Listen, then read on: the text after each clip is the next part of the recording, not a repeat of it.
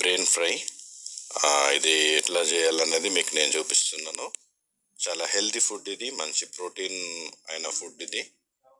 ఇది మీరు తప్పకుండా ట్రై చేయండి. ఇది గోట్ బ్రెయిన్ అన్నమాట. ఓకే.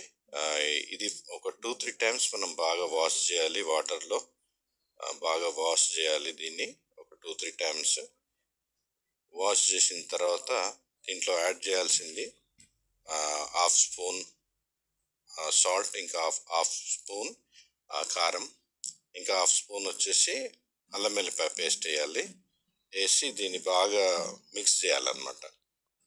దీన్ని బాగా మిక్స్ చేసిన తర్వాత 1-1.5 గ్లాస్ వాటర్ మనం దాంట్లో యాడ్ చేయాలి. స్టవ్ వెలిగించి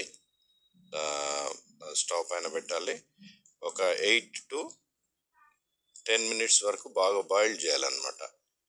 దాంట్లో ఉన్నదంతా మనము అల్లం వెల్లిపాయ పేస్ట్, కారం, ఇంకా పసుపు ఇది వేసినాం కదా, అది బాగా దాంట్లో ఇదవుతుంది.